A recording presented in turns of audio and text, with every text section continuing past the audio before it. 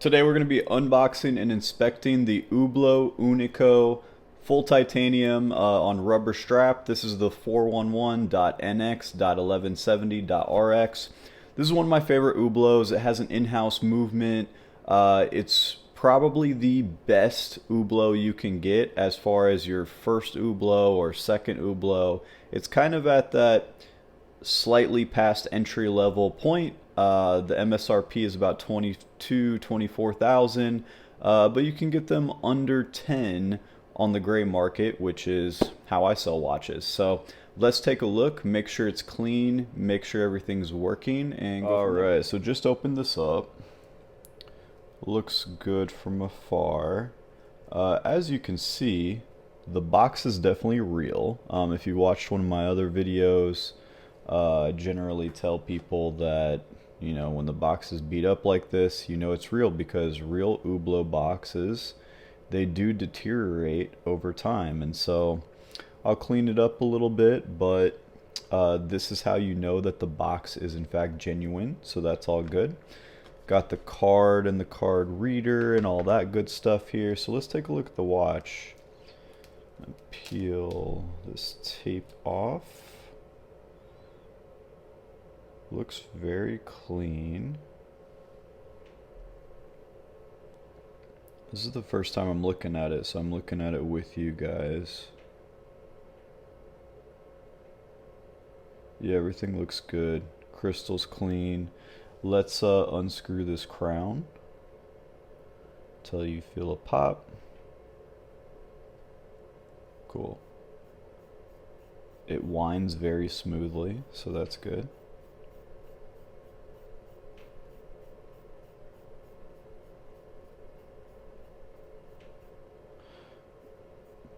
Not sure why the chrono was already running, but now we know. So this has a flyback, which is nice. If you press this bottom button, it just flies back to 0 and starts again, just like that. If you want to actually stop it, you can press this top button and go there. So let's keep this going to make sure this subdial advances. This is the subdial for the chrono. It goes from 0 to 60 minutes. It's awesome to time things, but as you've probably seen in some of my other videos, you don't want to run it 24/7.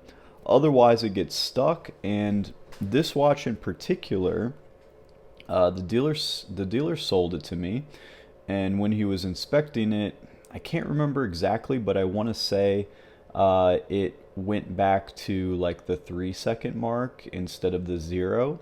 So he had to get it serviced before he sent it to me, and I have a feeling it's because they were running the chrono 24/7. And this just isn't just Hublot. This is pretty much any luxury watch brand. I've seen it on APs, I've seen it on Panerais, I've seen it on Patek. So you have to be careful. You don't want to run your chrono 24/7. That's not what it's for. It wears down on the spring. Let's look at the rest of the condition of this. Yeah, it's really nice. It can't really be can't really say anything critical on this. It's super clean. So what I'm looking at here is, number one, aesthetically, the crystal is the most important thing. Especially with this Hublot logo on it. If this crystal is damaged, has marks, has scratches, and I have to replace this, I can't just get the same size crystal and replace it, because it has this Hublot logo on it. So that crystal is very expensive to replace. It's going to be like $500 to $800 depending on, you know, how you get it. So this crystal is the most important thing.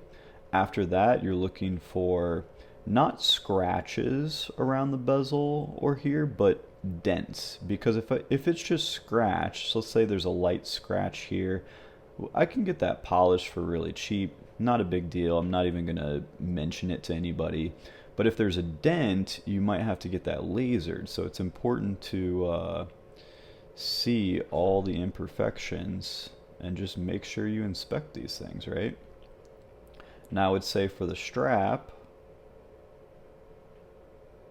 Okay, so I thought that might be wear on the strap. It's actually just like black rubber crumbs from the box, which is not a big deal. Like I said, I'll clean it up. But sometimes you'll see cracking on the side of the strap, and that tells you either the watch is pretty old or they went in a swimming pool with it a lot and didn't clean it off. If you go swimming with these, and again, this goes for any brand, you can, but eventually the chlorine will crack at the strap here, and you'll start to see that. And, you know, obviously it's just rubber, so it's not a big deal, but again, it is a big deal because if you have to replace this strap, pre-owned you can get a strap for 300, but brand new you're looking at 500 for a strap. So, but this strap is really clean, nothing to say about it, other than the black fake leather crumbs from the box, so that's not a big deal. Now look at the clasp. Clasp looks good. Again, there's some dirt, but the lettering is intact. Sometimes like this lettering gets like dented, or like I don't know how it gets damaged, but sometimes that happens. This looks really clean, so that's good to go.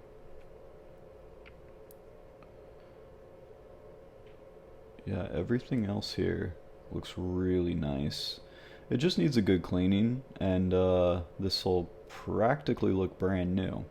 So now you see here, this is advanced. Where are we at? Like probably 4 minutes or so, 5 minutes. So now I'm going to press this button to stop it, and you can kind of see the gears move here, which is really cool. Now we're just going to make sure it resets to 0.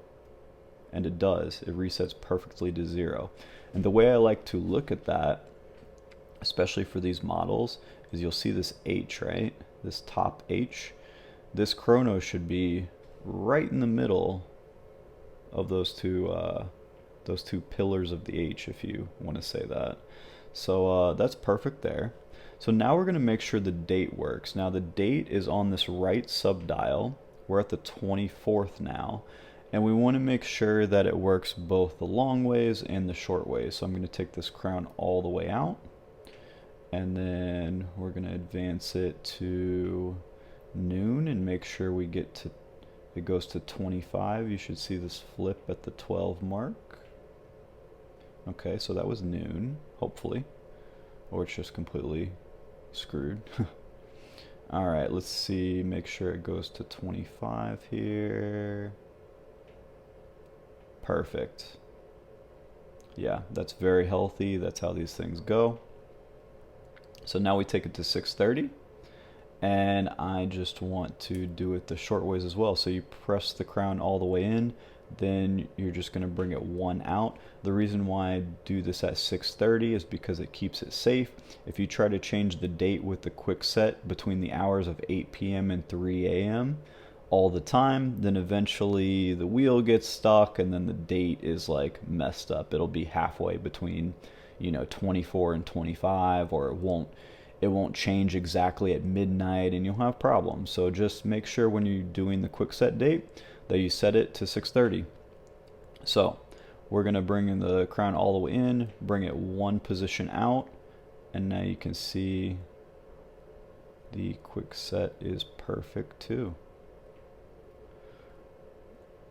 One other thing I like to do is after I change the date to a different part of the month, I like to make sure, I didn't always used to do this, but I like to make sure that it still goes the long ways, because sometimes the date will work at, for example, the end of the month, but not the beginning of the month. And you can see that this is still healthy, so that's good there. Last thing to do is to just make sure this thing is completely wound. It might still not be completely wound, but that's okay. And then we're going to put it on the time grapher and make sure that this is running on time. Alright, so as you can see here, the rate is pretty high. It's 37 seconds a day. The amps is very high at 349. So I'm thinking this could have been magnetized, but we're gonna test some things and see if it comes down. So if so, this is sort of a problem because you really can't have a watch at 37 seconds a day. It's gonna be off within a few days. But let's see. It's consistently coming down a little bit. It actually started at 59 seconds a day. So I wonder if it's just because the watch hasn't been running for a bit. But I'm going to do some other testing real quick, and then let's see where we're at in a few hours. It took me a few days, but opened it up, regulated it, and now we're at a normal 4 seconds per day, 5 seconds per day. So we're good to go on this, ready to sell it, but I think it's already sold. I think I already have someone that wants it, so we'll go from there. But yeah, if you guys need any piece at all, whether it be Hublot, Rolex, Patek, Audemars Piguet, DM me at Risk Game Miami on Instagram, or you can text me directly. I'll leave my phone number in the description. See you on the next one.